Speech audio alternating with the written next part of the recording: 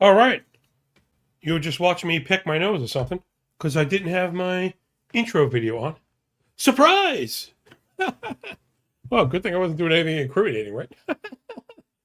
What's up, yo? Fastest freaking show in MLB? Absolutely anything. Oh, with you, boy. I'm like, yo, I'm going to drink my coffee and I don't hear that stupid, like, music playing and oh, shit! What's going on? All right, let's re-rack it. Back on track it, the poet you didn't know it.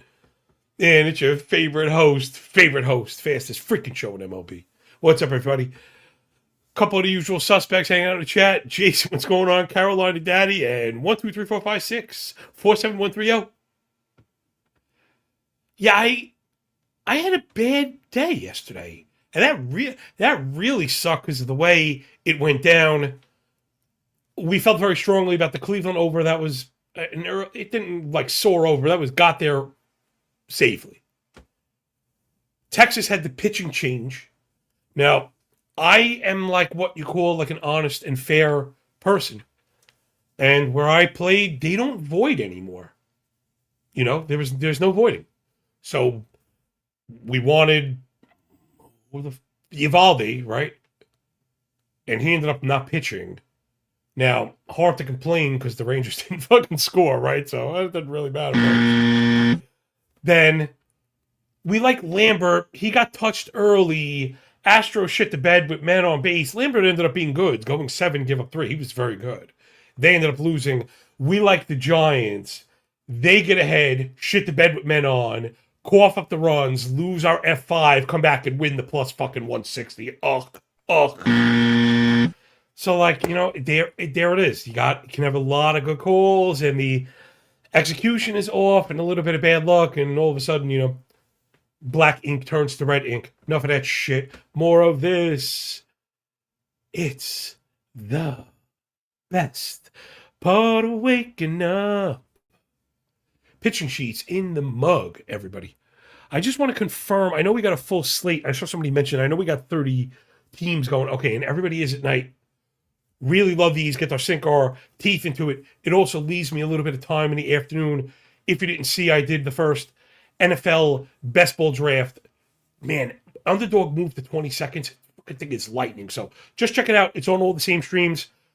Just start at the top. You know, start with a sculpting. You start with the big tools. You work your way down to the little ones. Again, remember those ranks are out included with all the best ball stuff, but we have no time to lose. Let's get right into it. I think I'm going to try and board read and work backwards.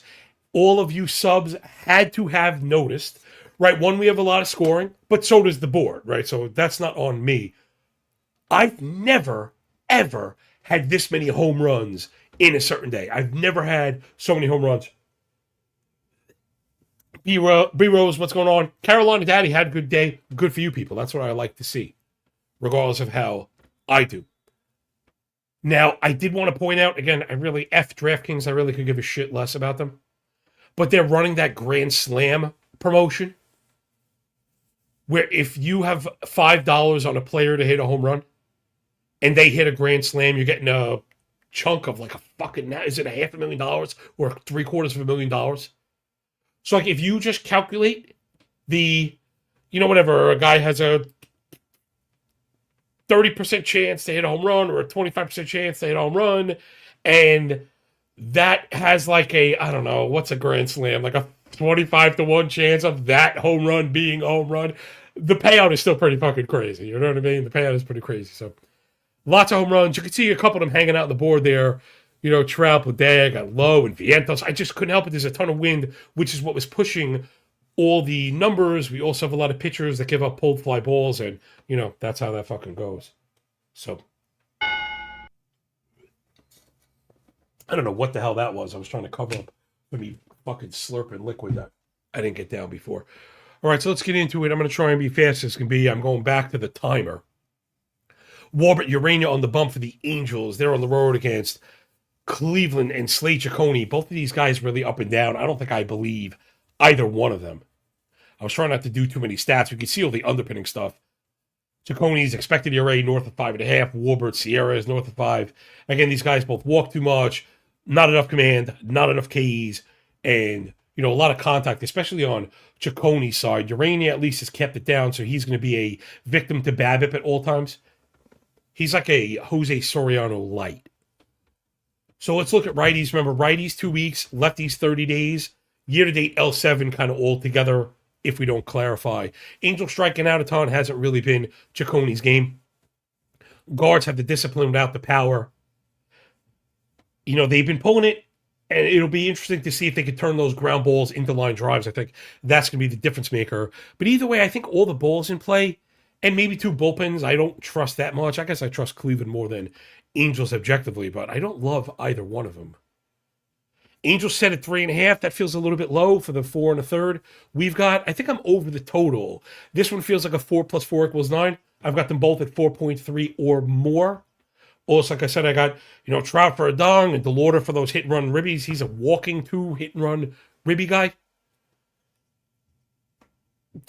Even though I do think Cleveland wins,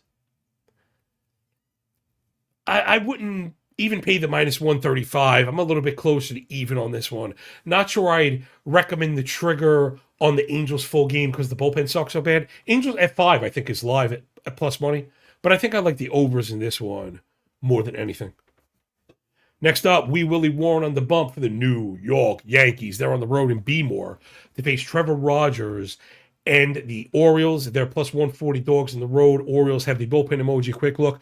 Rico Garcia back-to-back. Nunez back-to-back. Ends 2 of 3. So the only redeeming parts of that bad Baltimore pen have struggled. The Yankees did not really get to Young yesterday. I saw some vomit emojis in the chat. I know Yankees really let us down. It wasn't everybody thought they were going to get to Young in the bullpen. They ended up pulling it out of their ass. Cody Bellinger sold me out on the hit run ribby, man. So Warren's been really good, like a lot better than expected. I think with the strong underpinning stuff, it's becoming more believable every time, right? When you get command and you get control, the lack of chasing always kind of threw me off, but he's keeping it down and getting strikeouts. He's been a really tough customer. Rogers is on the return. Be careful backing him, right, with the delayed rest. If anybody hadn't noticed, I shifted the pitching sheets over from last year. Now we're moving into split stuff this year. So we've got home and road splits and then last 30 splits, just to give you an idea of that trajectory. You just have an idea of where the beat is. If a guy had been really bad, where it's going to go. Warren, I don't know, again, I keep thinking the wheels are going to fall off, but you go out there and he's shoving. I think he throws the 4-seamer too often, but it's a very good pitch. Yankees offense is very good. I do think they're going to, get up off the mat. Oh, yes! But timing this offense, after such a strong run, can start to feel shaky even with the quality of the bats. Again, they're swinging and miss a lot. They're losing in zone. The average isn't great. You're relying on the power. That part we kind of know. Baltimore v. lefties has been up and down. More of a sellout thing than anything. But the good stuff. Sellout plus. Low chase, high fly ball, good hard hit rates, lots of home runs. Sorry, I flipped that, didn't I? Because I'm an idiot. Yankees v. lefties, strong split. They're awesome anyway. That doesn't, all the same stuff really applies. Fucking idiot I am. Let's see what the sip of coffee matters. Orioles v. righties. They had been ticking up. They're ticking down. That was a part. Needed to make sure that we get that clear. So even for my L's, as long as, we get it corrected, I feel okay when I leave with my head hanging high. That's why pencils have erasers.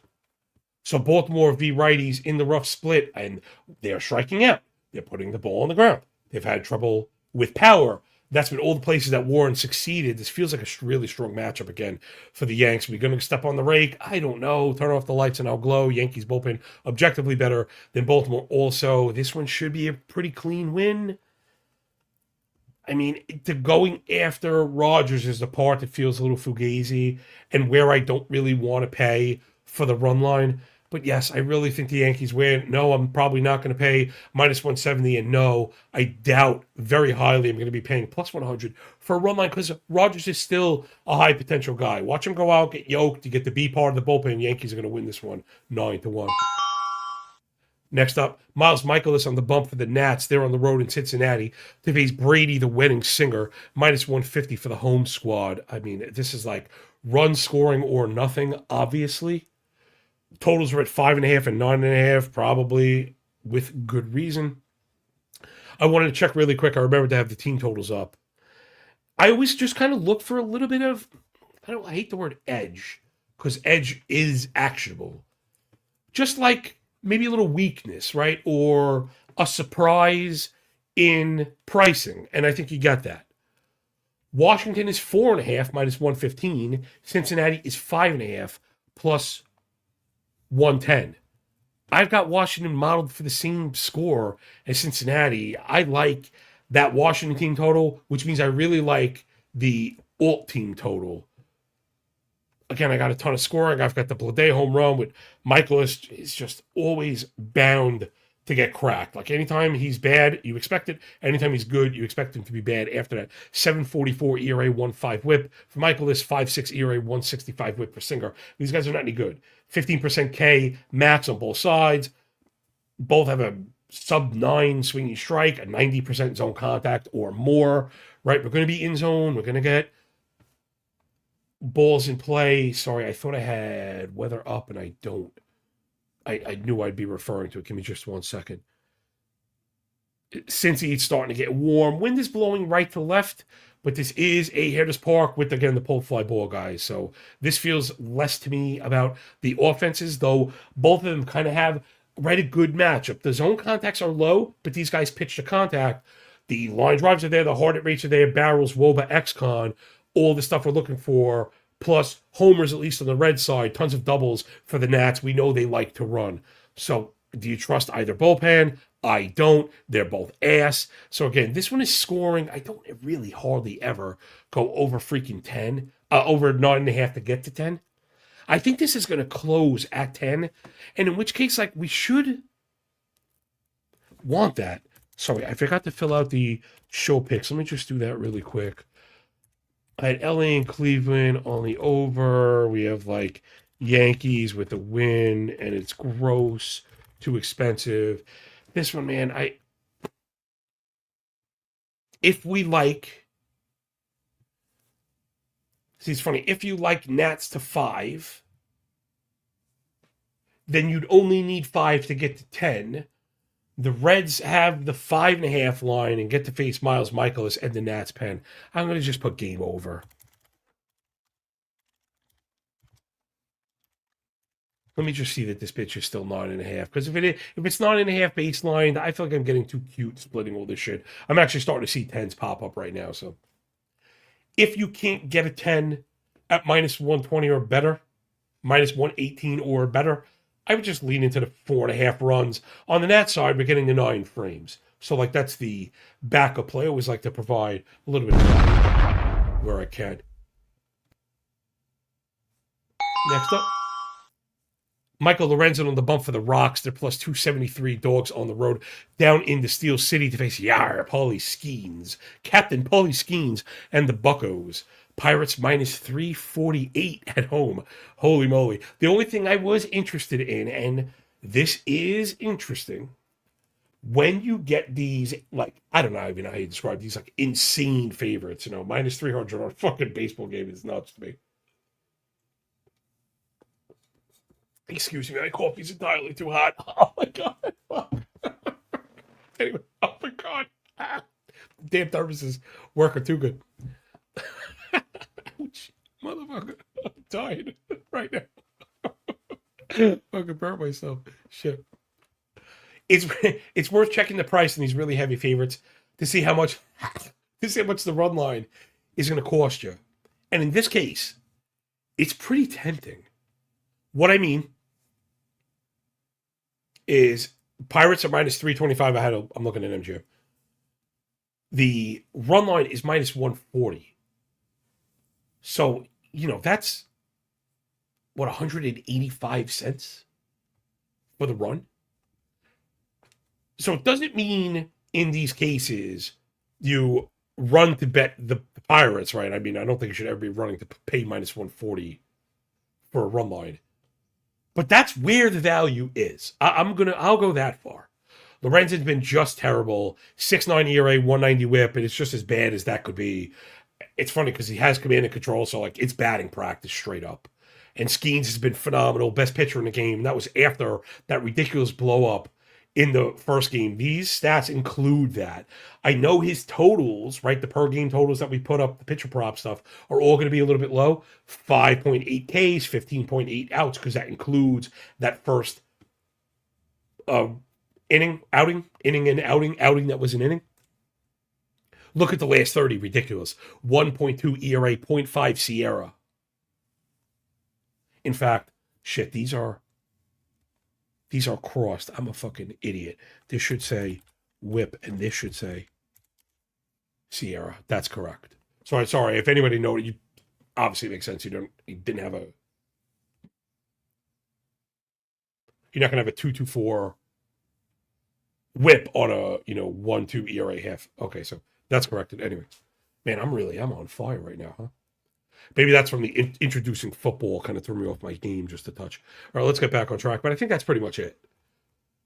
I've got the Pirates for 1.5 runs on the mean. Now, the iffy point is if this plays out the way we think, that we're not going to get that 9th frame. But man, I'm just curious in the team totals myself. I mean, this would be another, not say red flag, but another kind of indicator. I need convincing to play run lines. Pirates have a 2-run disparity in their run line, and I call it fairly priced. Team totals are never at even. I call fairly priced 130 or better. Pirates are 4.5 minus 130. Rockies are 2.5 minus 105. So you're getting a 2-run disparity in baseline team totals. And I think that's a green light to go for the run line when you're getting that price on the extra runs. Kaboom. Rest in peace, my granny. Should get hit with a bazooka, baby. Let's go. And next up, Zach Wheeler on the bump for the Fighting Phils. He looks phenomenal out there. They're on the road against Brian Bellissimo and the Red Laundry, plus 119 at home. You'll notice Bayo is not listed, and I put TBD on the hitter sheet because Bayo is going to find himself out of the league or as a righty-only reliever soon. You just can't have these kind of splits against lefties. It's totally ridiculous. It's completely unpalatable. Bayo versus lefties this season, they're batting .366 with an 1143 OPS. I mean, 45 ball, 52 pull, 7 homers, almost 4 home runs per 9. Oh, shit, Jeff, hold on one second. I'm going to get you in real time, brother. Hold on. That'll work for me, brother. I'm on. Okay, you're in, kiddo. I'd always try and look out for people. Paid subs got to come first, Yeah, sorry, I had to move the NFL link to a new page and just restart. You only have to ask for access once. I know Jeff is good to go and auto approve. If not, if it takes 5 minutes, it's because I just need to confirm the names on the paid sub list. Again, I have to curate all this fucking stuff for myself. So Bayo has just been gross. So, of course, if you're going to be that bad against lefties, we like Schwarber, we like Harper, but, right? That big ass. I don't think they're going to get those PAs that we're looking for. And they could still get it. Oh, I got you. You never apologize to me, Jeff. Somebody used to say to me, how about this? If I ever get, again, I need a clipper. Save your sorries for bad intentions.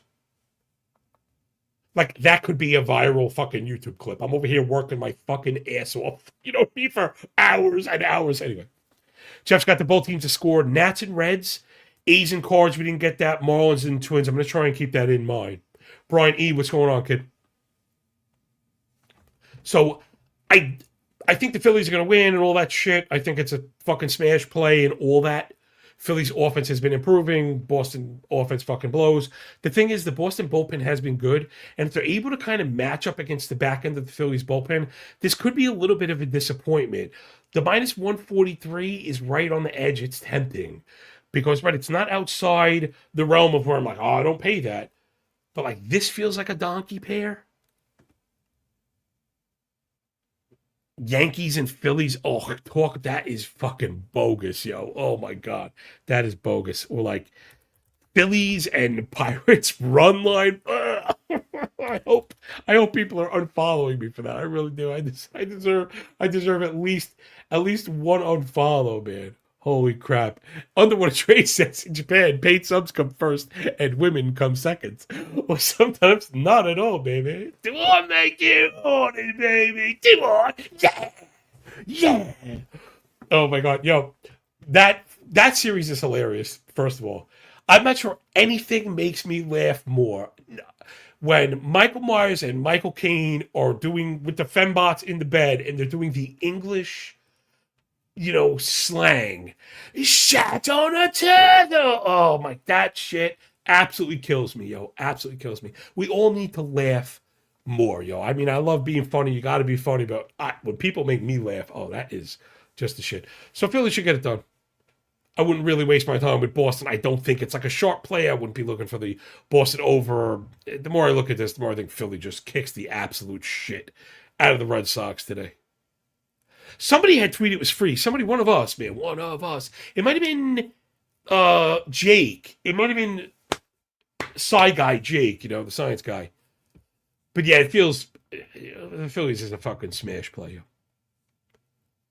Next up.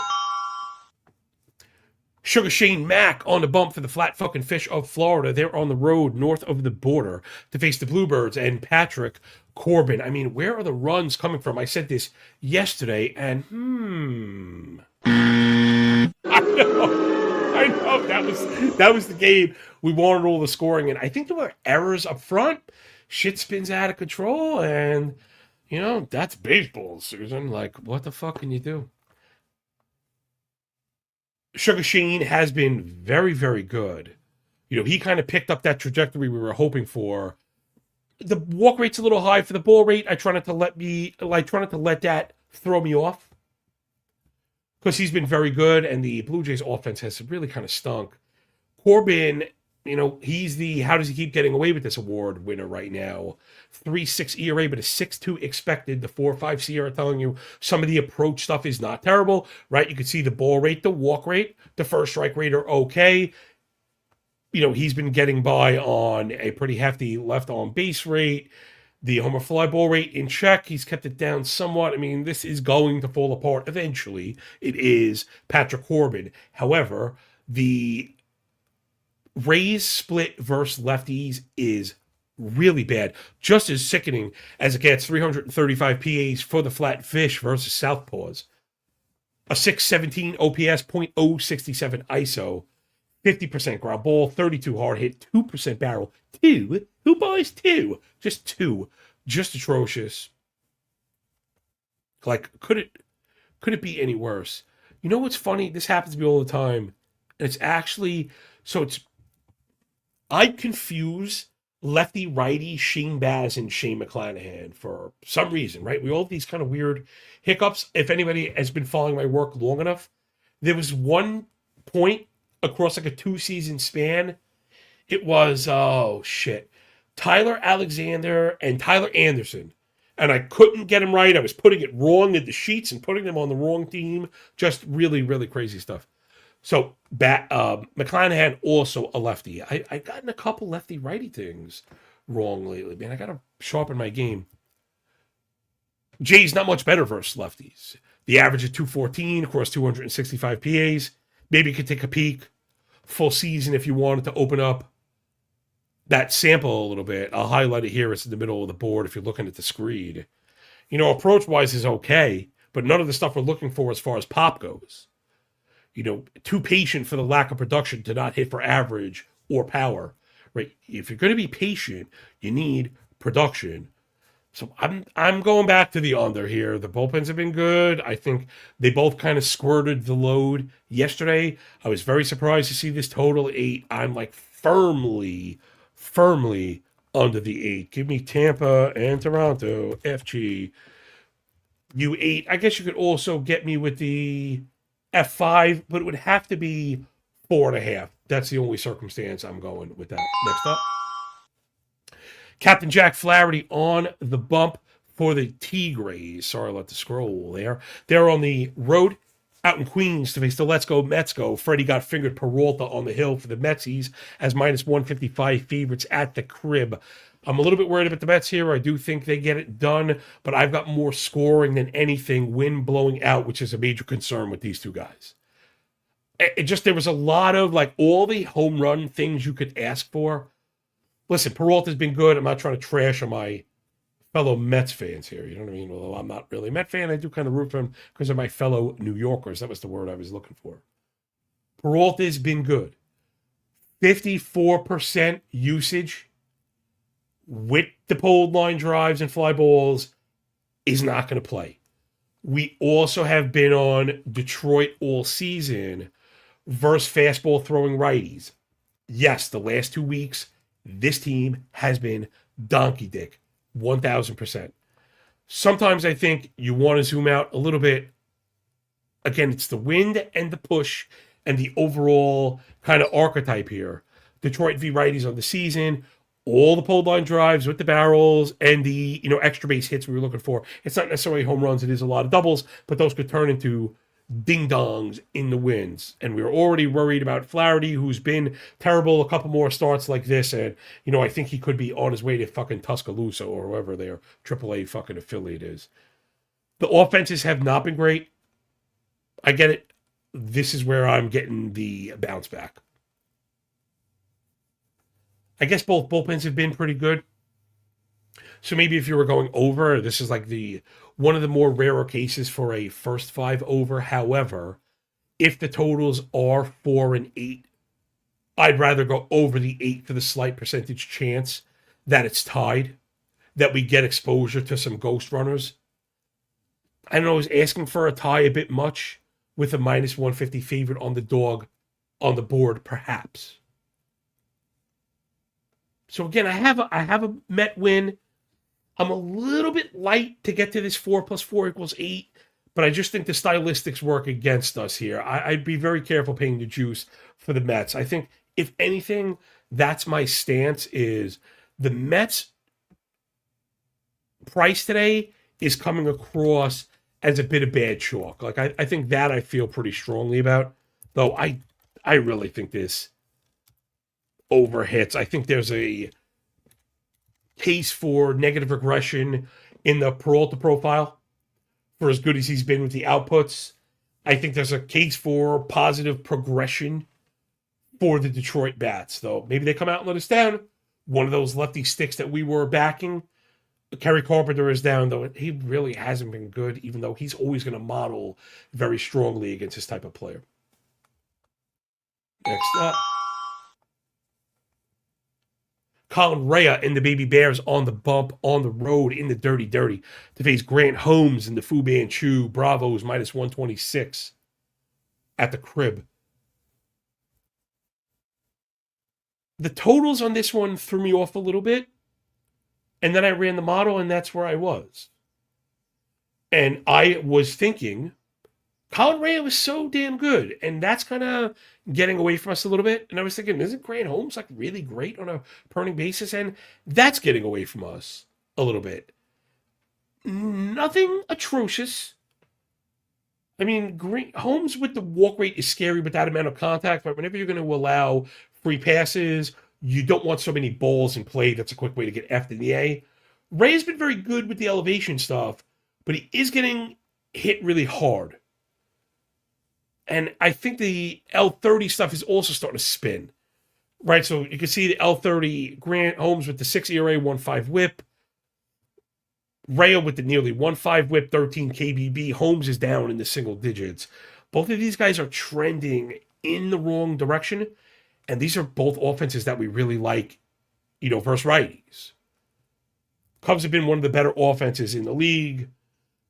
They've been patient and capitalizing. When they don't, it goes south. I'd like to see them step on the gas a little bit more. But if you're not going to chase and you're kind of identifying strikes and you're going to get barrels, we have to kind of deal with that. Braves have been good despite the, Acuna missing, which is always nice to see. Although L7, maybe hold on. Tell the editor back up and erase. And double that, erase that one. Idiot. I gotta get through it. I have to. I know. Great players expect to be booed when they don't produce. So I got to take that one to the chin, man. I feel like such a fucking idiot sometimes. Live TV is hard. Plus, there's a ton of fucking data, 15 games, and a legit solo, no producer here, nothing. So Braves have been terrible the last 7 days. I feel like a stonad. I thought they were hitting, and, again, this is always the great argument, right, between quants who always want bigger samples. I don't consider myself a quant. I'm not smart enough. I don't know. It's always been part of my charm, right? I mentioned yesterday I have half my fucking bridal party are convicted fucking felons, and the other half are, legit professionals. You know what I mean? Head of medical departments in major New York City hospitals, like legitimate professionals, legitimate actual salt of the earth fucking professionals. And it goes to show, like, I think I've always been very malleable. I was a street kid from Brooklyn. I ended up going to a specialized school up in Uptown Manhattan. And you want to be like that. So you want to be able to kind of relate to everybody. And the quants are always arguing for bigger samples, which are good, right? There's plenty of things that have proved to us that bigger samples are good. And then, there are people that are in the now, more hand in the dirt, right? That are saying, man, it's starting to, I'm pulling, maybe they pull the cord a little bit early. But it also avoids some of this stuff. So you could look at this Brave 7 and say they're entirely too good, right? If you look at the year-to-date stuff, I flip back over, one of the best offenses in the league. 346 WOBA is at tops in the league. It's number one in the league. They're the highest team WOBA in the league, which always has the strongest correlation to scoring runs. It is not at all a stretch to say the Braves are the best or arguably the best offense in the league. L7, are they the worst offense? All right, they're not the worst offense, but they're one of the worst offenses. 606 OPS, not just a 27K, but a 6 BB, right? So a 21 KBB for an offense with a 41 chase. This is insane. You are I'd almost wager you might never see that again for the rest of the season. A chase rate north of 41. Giants have something to say about that. They're a smidge under 41. Though Devers is starting to correct, and he's one of the main culprits. I think that's going to go south anyway. Braves right now are terrible. They're not pulling. They're not elevating. No barrels. So do you think they bounce back? And I think even the ham and the dirt people would agree they're going to bounce back. But in this thing of ours, it's all about timing. So 9 jillion freaking words or less. I'm really torn on this one. It feels fairly priced, I guess. If anything, maybe there's a little bit of value on the Cubs for all the uncertainty. But the Braves bullpen has been really good. And if it's tied late, I think the edge kind of swings wildly to them. I think I like the Cubs up front. The model is in agreement. I've got the Cubs by a smidge, but whatever. I'm not even putting a show pick for this one. Who's next? Stephen Kolak and the Royals. They're on the road as minus 125 favorites against Eric Fettiwap and the Pale Hose. This one has a double wind emoji, which means, let me just confirm, because this is what I hate about weighing weather, because it's erratic, right? It's not constant. But I was getting the signal, and then the signal fell short, right? So we have warmer temps, it's in the 70s, and 20 miles an hour blowing out to left center. The second emoji means, sorry, I got derailed a little bit. Second emoji means I goosed the fucking model and we were still entirely too short. And when that also correlates with 18 or better, first emoji is like, it's got to be 10 with direction, 11, 12. 18 or better is that second one. And blowing out, plus crappy pitchers. I don't believe in Kolek. Fetty Wap is really not any good. I know he's produced, but this is not going to last. Fetty fine, 379, 113, surface combo, ERA whip, not buying it. 23 CSW, 40 ball, 92 zone contact. With the wind, I think he's going to get yoked. Kolek, again, he was all right last time out. I'm never buying it. There's no swing and miss. He is legit a contact pitcher. And that's when I like these White Sox.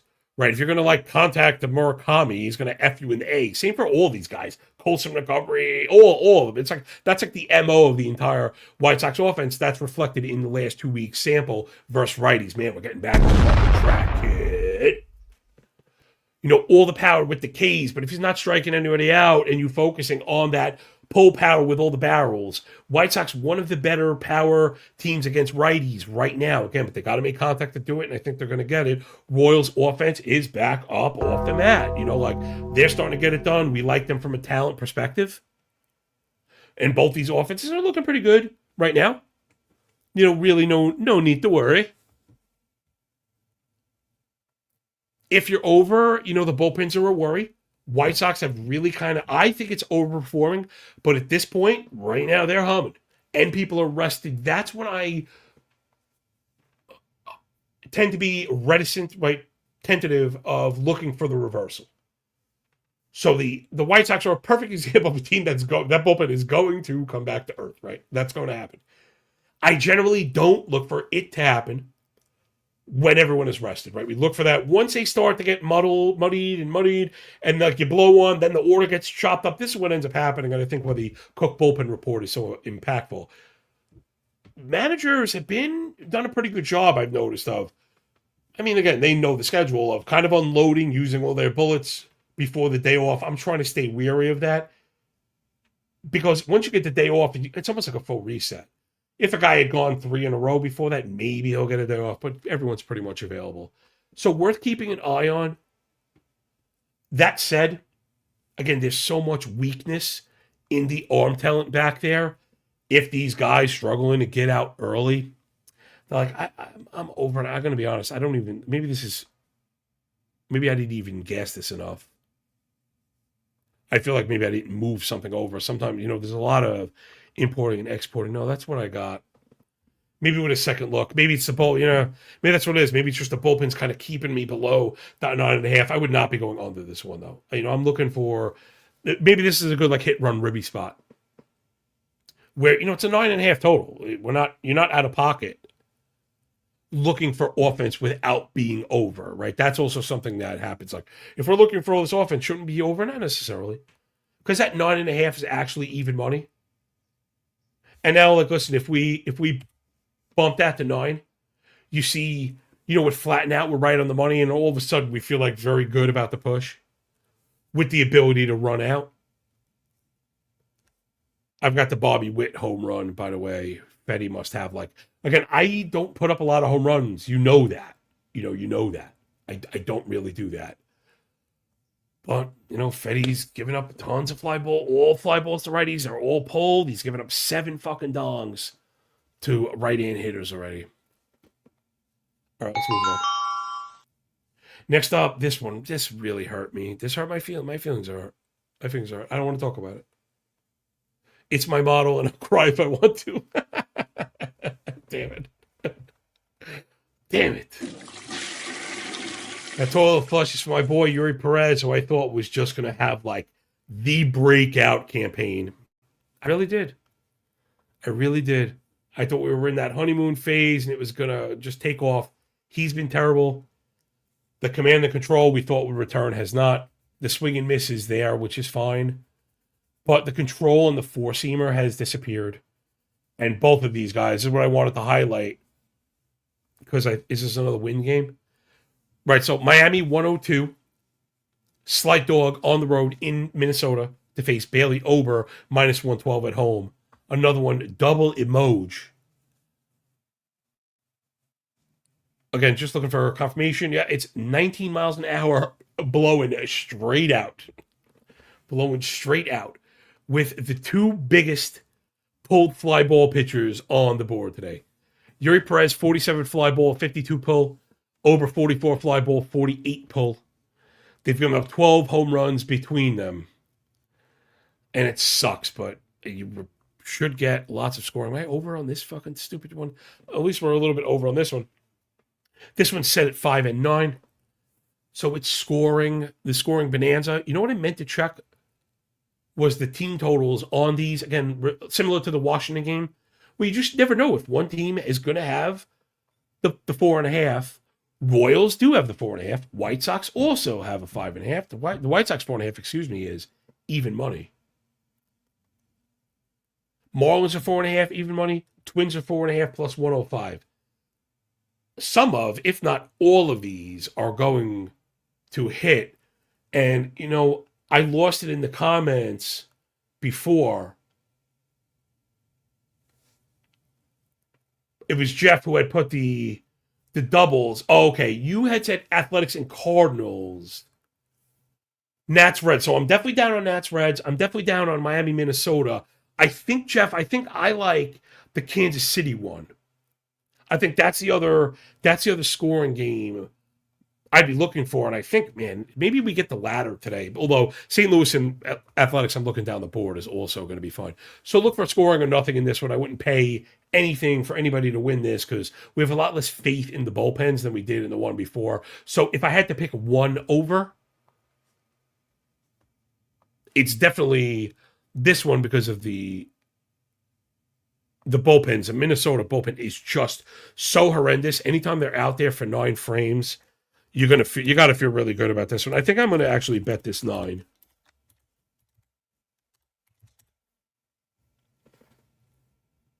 And then let's move it on, yo.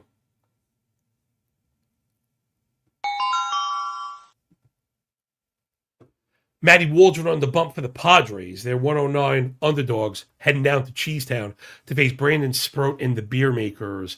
This feels like a misprice to the Brewers side.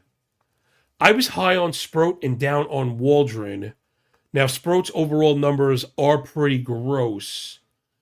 I feel like he's corrected course of late, and he has, where Waldron is really struggling with that knuckleball. When that pitch is not dancing, like, he's going to be trash.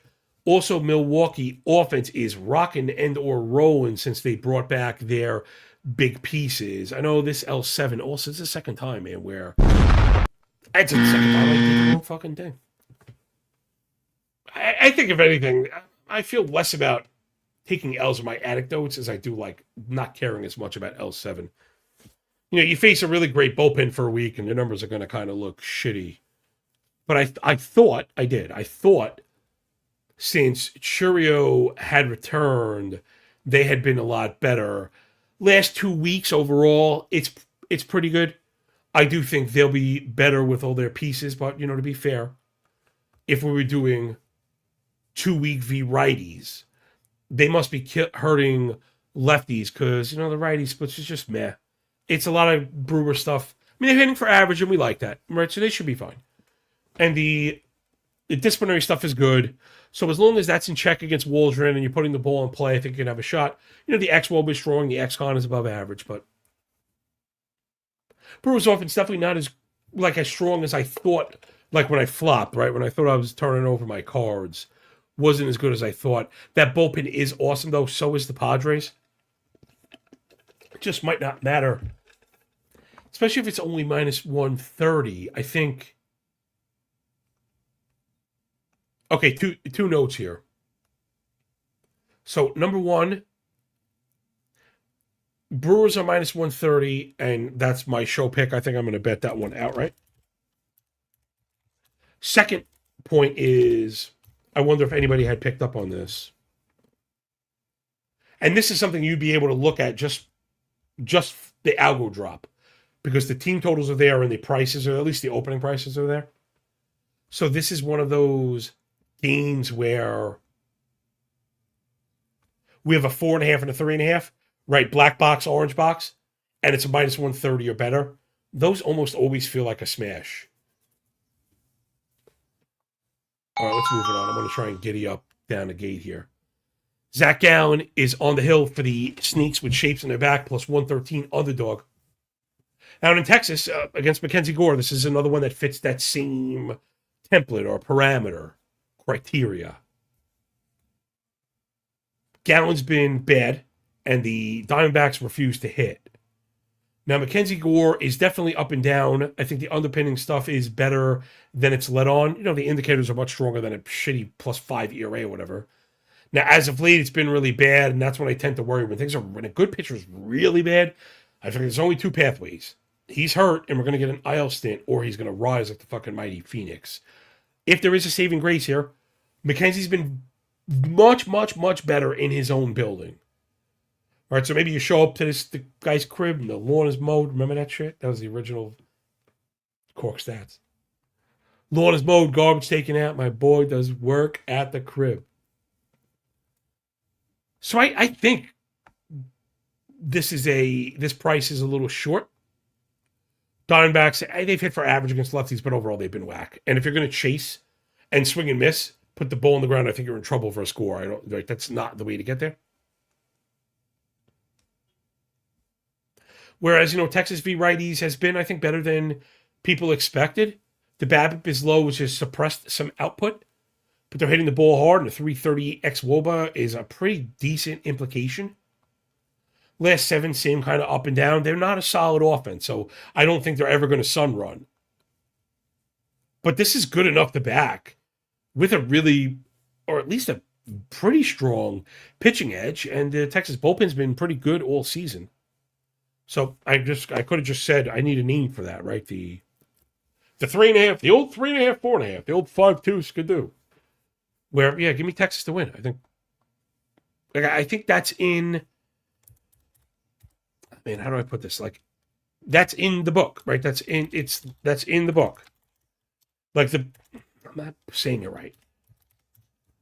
The sports book agrees. Right? Let me see if I can quantify these totals before I look like a fucking asshole for the 19th time today. Okay, yeah, for sure, because maybe not. I didn't see the Texas price is plus 120, not minus 120. Diamondbacks are minus 125. Texas is plus 120. So if they were 3.5, that would be juiced, and maybe this isn't as strong a signal as the one before. That said, I know the model is not crazy about it, but I really think we get a win. I have not been a believer in the Diamondbacks bullpen whatsoever, and as they start, right, this is what I was talking about when things kind of return to earth with the White Sox. Once it starts to, the bolts are starting to shake on the tire, I think the whole thing is about to fucking pop off. Next up. It's the Nature Boy, Brian Wu, on the bump for the Mariners. They're on the road against Tatsuya Imai and the Astros. This one, clean Mariners win. Just give me all the Mariners stuff. I'm getting off the fucking Astros.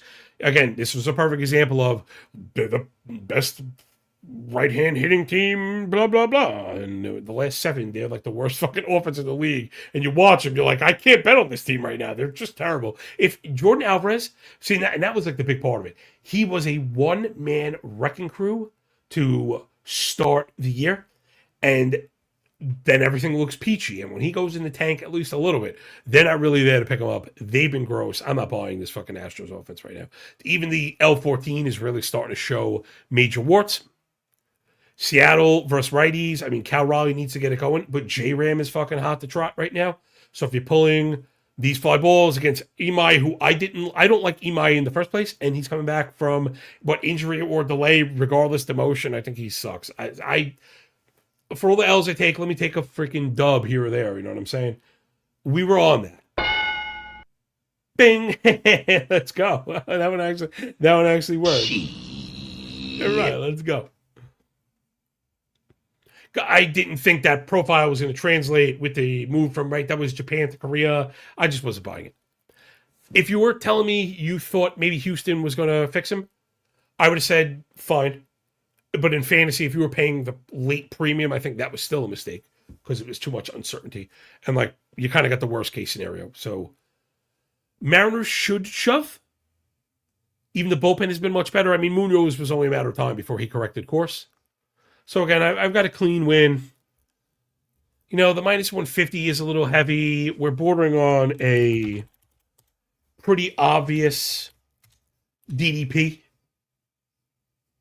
right? And it's gross as could be. It's gross as could be. Gross as could be.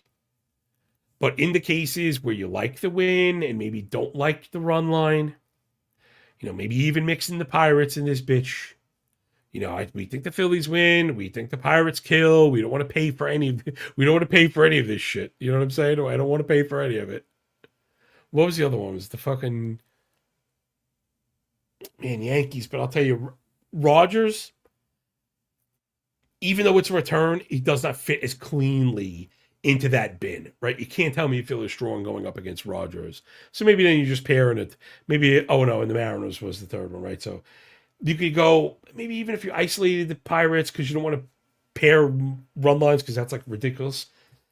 Phillies plus Mariners is a plus 185 chalk donkey pairing, and hopefully that cost me at least another 2 followers.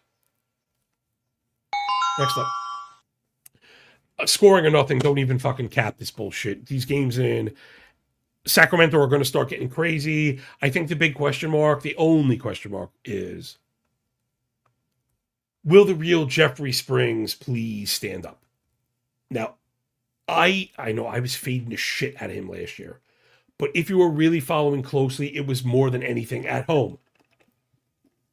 The reason being, Springs throws 91, throws his four-seamer over 40% of the time, and works up in the zone.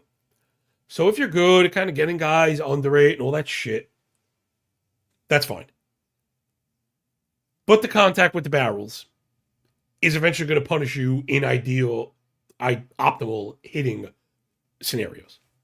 So I think eventually he's going to get punished. I'm scrolling around for his splits right now. And Springs, 487 ERA at home and a 3 ERA in the road. And I think that is the explanation. So I'm kind of looking at road Springs, right? Poland Springs on the road. And then Palante, this is a nightmare scenario for him. A contact pitcher with no Ks, against a team that strokes. Now, the last 2 weeks for the A's have been pretty rough. Last 7, they're starting to get the power back a little bit. I tend to think from a skills perspective, this team is dangerous any game, but they definitely get my attention when they're at home. Jason924, my boy, put including Mets Tigers into both teams to score 2. Oh, both teams to score 2. Yeah. I'll buy that. Both teams to score. I love how you're like, you don't normally think that. Most people think it's like 3 or 4 or 5. And you're just like, remember, prices have to be calculated, right? So how could you pay minus 400? Well, if you think the fair price should be minus 800, then minus 400 is a value. I think they both get the 2. I think Peralta gives up 2. I think the Mets are going to fucking lose. I always think the Mets are going to lose now. But anyway. So Palante and Springs should be a shootout. I'd imagine if you're looking at DK, it's the favorite for highest scoring game. Worth taking a look at the team totals as always. Cardinals at 4.5, minus 110. Just by the model, you'd have to say that's a hit. You've got to like something to do with the Cardinals. We have a model closer to 5. They get the 9 frames. You get Springs at home where he's a little bit weaker. And if I'm not mistaken, I thought, again, I'm a total dunce key, huh? I thought Cardinals lefties were strong. Maybe I was mistaken. Okay, so this was the reading that I saw. The Cardinals' output has not been great, right? I can't paper that over. However, it's just 400 plate appearances where the really low BABIP has stunted them. The plate approach is good. They're hitting the ball hard. And a 335 xWOBA with a walk rate a shade under 10 is screaming positive regression. Remember, you can have a spiked xWOBA based on walk rate. Generally, the walk rate's going to have to be higher to spike it like that. You see the hard hit rate. Is it the highest in the league? No, it's not. It's like top 3. I think it's 4th. I'm sorry. I think it's 4th in the league. So Cardinals have the 4th best hard hit rate against lefties on the season. Ex-Woba kind of yelling for some positive regression. Like I said, I hope I'm not like papering over this because they've been dog shit the last 7 days. So maybe this is just reality crashing down for the Cardinals. Jason said 2-team parlay kind of day. Yeah, I think I'm into that. I'm with you. Oh, that was Carolina, but again, I just love it. I love the interaction. I was able to find the live chat. You said I'm so old. I can't always find it. It must be like how you click through.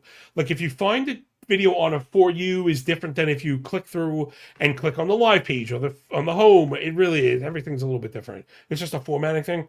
But there's a lot of goodness in these live chats. And while you're over there, press the fucking like button because that shit matters more than it should. Support good people doing good work.